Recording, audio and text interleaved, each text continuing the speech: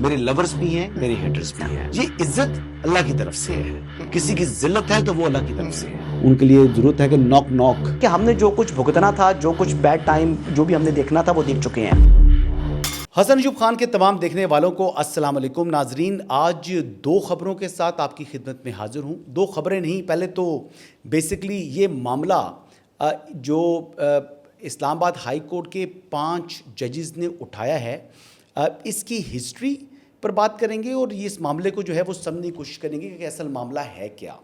اور اس کے علاوہ یہ جو مشن نور اور پھر اس کے بعد جو ریورس گیئر لگایا ہے، جو یو ٹرن لے رہی ہے پاکستان تحریک انصاف، تو اس کے اوپر بھی تھوڑی سی بات کریں گے. تو یہ دو بنیادی طور پر باتیں ہیں. سب سے پہلے بات کرتے ہیں جی اسلام آباد ہائی کورٹ کے اندر بیسکلی اگر آپ دیکھیں تو معاملہ کیا ہے، جوڈیشل پالیٹکس چل رہی ہے اور یہ جوڈیشل پالیٹکس جو ہے یہ عروج کے اوپر پہنچ چکی ہے. اب جو ججز مائنورٹی میں ہیں وہ کنٹرول سنبھالنا چاہتے ہیں، کیونکہ پہلے وہ میجورٹی میں تھے اور آج وہ مائنورٹی میں آ گئے ہیں. پہلے جو جسٹس عامر فاروق صاحب تھے، ان کو ایک قسم سے ایک طریقے سے جو ہے وہ غیر فعال کرنے کی ایک سازش تھی جو کامیاب نہیں ہو سکی، جس کے راستے میں جسٹس عامر فاروق ڈٹ گئے اور پھر انہوں نے مقابلہ بھی کیا. اور یہ معاملہ شروع ہوتا ہے ٹیریان جیڈ وائٹ کے کیس سے. آپ کو معلوم ہے کہ جو ٹیریان جیڈ وائٹ والا معاملہ تھا، کیس تھا، اس سے متعلق تو پہلے ہی شاہین سبائی صاحب نے فیصلے سے پہلے ہی ٹویٹس کرنے شروع کر دیے تھے اور اس حد تک وہ واضح انہوں نے فیصلہ بیان کر دیا تھا کہ جیسے وہ خود ہی یہ فیصلہ تحریر کر رہے ہیں. لیکن دیکھیں جی، یہ معاملہ وہاں سے شروع ہوتا ہے اور اس سے پھر یہ خرابی بڑھتی جو ہے آج یہ صورتحال اختیار کر چکی ہے.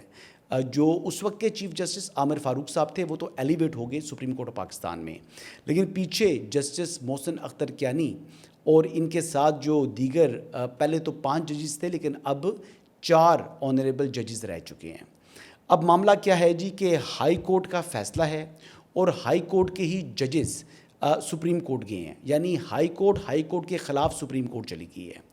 اب پہلا سوال تو یہ ہے کہ جو اعلیٰ عدلیہ کے منصف ہیں، ججز ہیں، جنہوں نے عوام کو تحفظ فراہم کرنا ہے، جنہوں نے عوام کو انصاف فراہم کرنا ہے، سوال یہ ہے کہ اگر وہ خود کو اپنے حقوق کی حفاظت نہیں کر سکتے تو پھر وہ عوام کے حقوق کی کیا حفاظت کریں گے؟ پہلا کوشچن تو یہ آتا ہے. اب دوسری بات یہ ہے کہ ایشو کیا ہے. ایشو یہ ہے کہ جو چیف جسٹس کے اختیارات ہیں اس کے اوپر جو ہے وہ سارا یہ کہانی کھڑی کی جا رہی ہے اور چیف جسٹس کے اختیارات کے اوپر جو ہے وہ یہ بتایا جا رہا ہے کہ جی یہ آئین اور قانون کے برخلاف وہ اپنے اختیارات کا استعمال کر رہے ہیں. جب ایڈمنسٹریٹو کنٹرول جو چیف جسٹس کو کانسٹیٹیوشن آف پاکستان نے دیا ہے، وہ کیا سپریم کورٹ آف پاکستان اپنے فیصلے کے ذریعے ختم کر سکتی ہے؟ پہلا سوال تو یہ بنتا ہے. اگر سپریم کورٹ آئین میں پیوند کاری نہیں کر سکتی، سپریم کورٹ آئین میں ترمیم نہیں کر سکتی، تو پھر یہ جو اپلیکیشنز یہ لے کے چلے گئے ہیں سپریم کورٹ آف پاکستان، یہ کیا نتیجہ برآمد کریں گی؟ ایک اور بات آ گئی. پھر اگلی بات یہ ہے کہ کیا اسلام آباد ہائی کورٹ کے جو چیف جسٹس کے اختیارات ہیں وہ باقی دیگر ہائی کورٹ کے چیف جسٹس صاحبان سے زیادہ ہیں؟ پہلا سوال.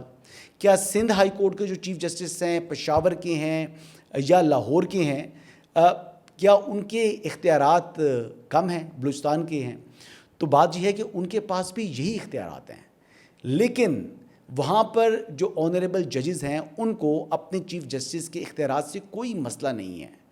مسئلہ تو اسلام آباد ہائی کورٹ کے معززین کو ہے، کیونکہ اسلام آباد ہائی کورٹ کے اندر جوڈیشل پالیٹکس جو ہے وہ پیک کے اوپر ہے اور وہ آج سے نہیں ہے. ایک جو معزز جج صاحب ہیں جو کہ ایلیویٹ ہو کے گئے سپریم کورٹ آف پاکستان میں، تو بتایا جاتا ہے کہ یہ انہی کا برین چائلڈ تھا کہ یہ آپ جو 6 ججز مل کر ایک خط تحریر کریں اس وقت کے چیف جسٹس قاضی فائز عیسیٰ کو، جبکہ یہ جو واقعات تھے یہ چیف جسٹس عمرتا بندیال کے وقت کے تھے. لیکن ان کو کس وقت کے اوپر سرفیس پر لایا گیا؟ آنریبل چیف جسٹس جو تھے سابق قاضی فائز عیسیٰ صاحب کے زمانے میں. اور بیسکلی ایک طریقے سے جو جسٹس عامر فاروق صاحب کے خلاف کو جو ہے وہ کرنے کی کوشش تھی جو کہ کامیاب نہیں ہو سکی. اب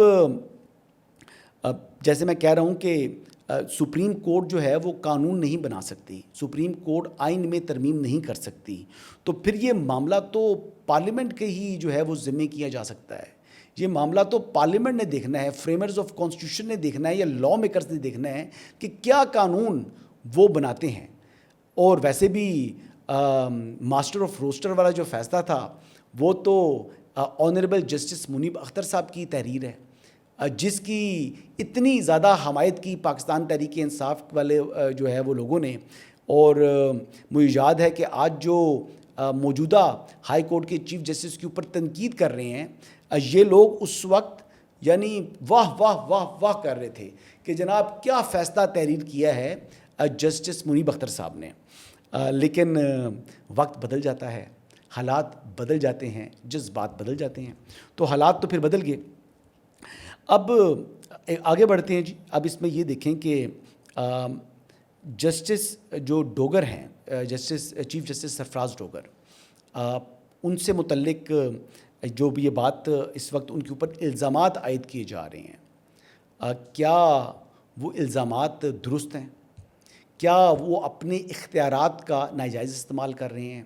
اگر ان کا کوئی جوڈیشل آرڈر درست نہیں ہے تو اس حوالے سے تو ریمیڈی آلریڈی سپریم کورٹ دے سکتی ہے, لیکن چیف جسٹس کے اختیارات کیا سپریم کورٹ کم کر سکتی ہے؟ یہ ایک $1 ملین جو ہے وہ کوشچن ہے, جس کا جواب کم از کم میرے پاس تو نہیں ہے. پھر ایک اور بات کی جاتی ہے جی کہ جو چیف جسٹس سرفراز ڈوگر ہیں, یہ ان کو ٹرانسفر کر کے لایا گیا ہے, اور یہ جناب اسلام آباد ہائی کورٹ کے چیف جسٹس بننے کا ان کا جو حق نہیں بنتا. سینیورٹی کا ایشو کھڑا کیا گیا, اور سینیورٹی جس دن جو جسٹس سرفراز محمد ڈوگر نے بطور جج ہائی کورٹ حلف لیا, وہ تب سے شروع کی گئی, اور پریزیڈنٹ نے اس حوالے سے فیصلہ بھی کر دیا. اور اس کے بعد وہ سینیورٹی پرنسپل نہیں بلکہ جوڈیشل کمیشن کے انتخاب کے اوپر چیف جسٹس اسلام آباد ہائی کورٹ مقرر ہو گئے ہیں. اب ویسے آپ کو بتاؤں کہ آنریبل جسٹس اجمل میاں صاحب کا یہ 1996 کا جو معاملہ ہے, اس میں آپ دیکھیں کہ وہ سندھ ہائی کورٹ سے وہ چلے گئے بلوچستان ہائی کورٹ, پھر وہاں کے وہ چیف جسٹس بنے, اور پھر وہاں سے وہ دوبارہ ٹرانسفر ان کا ہوا جو ہے وہ سندھ ہائی کورٹ, اور پھر وہ سندھ ہائی کورٹ کے بھی چیف جسٹس بنے, اور پھر وہاں سے پھر ان کا بعد میں ایلیویشن ہوا سپریم کورٹ آف پاکستان, اور پھر وہ chief justice supreme court of Pakistan بھی رہے. تو یہ کوئی پہلی مرتبہ انہونی نہیں ہے جی. ہاں, لیکن کچھ لوگوں کی یادداشت جو ہے وہ بڑی محدود ہے, ان کو ماضی میں جو کچھ ہوتا رہا وہ ان کے علم میں نہیں ہے, وہ شاید نہ وہ جاننا چاہتے ہیں, نہ وہ یہ چیز جو ہے وہ سرفیس کے اوپر لانا چاہتے ہیں, کیونکہ ان کا پولیٹیکل ایجنڈا ہے. اور جو ججز جو ہیں, مجھے ایک بڑی دلچسپ بات ہے, عبدالقیوم صدیقی صاحب ایک بات کرتے ہیں کہ ایک گینگ آف 4 جو ہے وہ سپریم کورٹ میں ہے, اور ایک گینگ آف 4 اسلام آباد ہائی کورٹ کے اندر ہے. اب یہ عبدالقیوم صدیقی صاحب کہتے ہیں جی, میں تو انہی کی بات کو بیسیکلی ریپیٹ کر رہا ہوں, دہرا رہا ہوں. عبدالقیوم صدیقی صاحب, آپ کو پتہ ہے کہ ان کو جو ثاقب نثار صاحب تھے چیف جسٹس, وہ ان کو جسٹس عبدالقیوم صدیقی کہتے تھے. اور میں آپ کو یہ بتاؤں کہ ثاقب نثار میڈ ان پاکستان تھے, اور جو لا کے اوپر ان کی گرپ جو تھی وہ کسی سے کم نہیں تھی. قابلیت اگر کہا جائے کہ جو چیف جسٹس ثاقب نثار تھے, یا کرمنل سائڈ کے اوپر چیف جسٹس آصف سعید کھوسا, یہ دونوں یعنی ان جو لا کے اوپر ان کی فل گرپ تھی, کمانڈ تھی. لیکن کیا انہوں نے جو ان کو اللہ تعالیٰ نے صلاحیت دی تھی اس کا استعمال درست کیا؟ تو یہ ایسا سوال ہے جس کا جواب جو ہے اب ابھی ہی جو ہے وہ سب کے سامنے آ چکا ہے. لوگ ان کو اچھے جو ہے وہ الفاظ میں یاد نہیں کرتے. اچھا جی, آگے بڑھتے ہیں جی, آگے بڑھتے ہیں, اور کافی وقت اس پر خرچ کر لیا ہم نے خبر پر. اب مشن نور کے اوپر آتے ہیں جی. اب یہ مشن نور جو ہے یہ اناؤنس کیا پاکستان تحریک انصاف والوں نے سوشل میڈیا کے اوپر چند دنوں سے, جناب مشن نور ہمیں ہے حکم ازاں, اور پھر وہ باتیں کی. پھر اس کے بعد جب اس بات کا ان کو علم ہوا کہ یہ کہاں سے آئیڈیا لیا گیا ہے. یہ بیسکلی جو احمدی سیکٹ ہے یا احمدیت ہے, وہاں سے یہ معاملہ جو ہے وہ وہاں کا یہ برین چائلڈ ہے. تو پھر پاکستان تحریک انصاف کے جو قائدین ہیں لا تعلقی کا اظہار کیا.